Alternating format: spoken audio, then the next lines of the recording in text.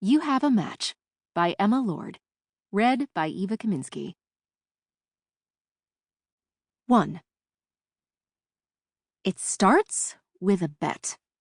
Abby, I'm 100% more Irish than you are. Begin said bet. When Connie, who admittedly is about as ginger as they come, challenges me at the lunch table. Having red hair is not the be-all end-all of Irishness, I point out through a mouthful of flamin' hot Cheetos. And my grandparents on my dad's side were like so Irish they bled potatoes. Yet, between you and all three of the gremlins you call little brothers, not one ginger. Connie points out, narrowly avoiding slopping her chili on the mountain of study guides she has propped on the lunch table. Dodged a bullet there, huh? I tease her. Connie lightly kicks my foot. I'd feel worse about it if she weren't so staggeringly beautiful that she has been mistaken for the actress who plays Sansa Stark more times than I can count on one hand. An especially impressive feat, considering we live in a suburb of Seattle some bajillion miles away from any famous person who isn't Bill Gates. Not that I support this Anglo-Saxon nonsense.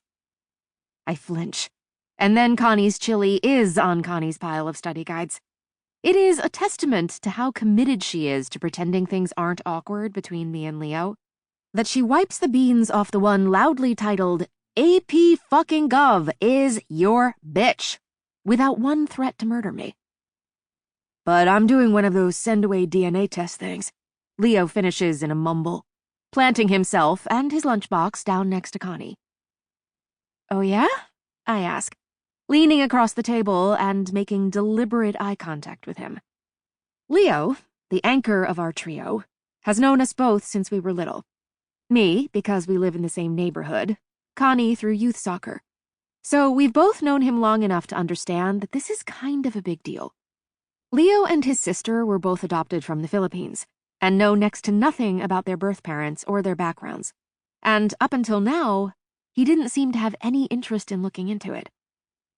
But we're all taking honors anthropology and are right in the thick of a project where we're learning the proper way to track and denote lineage in our family trees. Hence the Irish off that Connie and I are currently engaged in, and probably Leo's new curiosity about tracing his roots. Leo shrugs. Yeah, I guess I'm more curious about the health stuff it'll tell you than anything else. We both know that's only a half-truth, but Connie pokes at it so I don't have to. Health stuff? It can also connect you to other biological family members if they've taken the test, Leo says quickly. More to his massive Tupperware of jambalaya than to us. Before we can ask any follow-up questions, he adds quickly, anyway, there's a discount if you buy more than one. If you're in, I can buy yours with mine and you guys can pay me back. Connie moves Mount study guides off the table to make room for the rest of Leo's lunch, a bunch of delicious mismatched leftovers from his weekend culinary adventures. You know what? I've got some money saved up from the ice cream shop. I wrinkle my nose. We all know I have money saved from babysitting aforementioned gremlin brothers during my parents' Friday date nights. But I also have my eye on a new lens for Kitty, my camera, that I'm obsessively tracking the price of online. Except Leo's eyes find mine and linger in this way they haven't really in the last few months.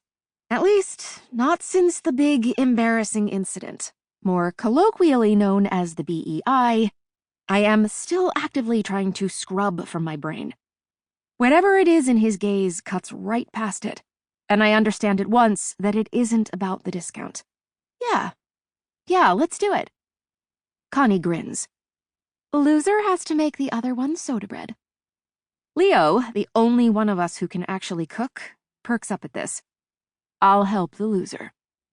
Connie and I shake on it, and Leo starts talking about some soda bread fusion with cherries and chocolate and cinnamon, and the bet is finalized by the time the bell rings to end lunch.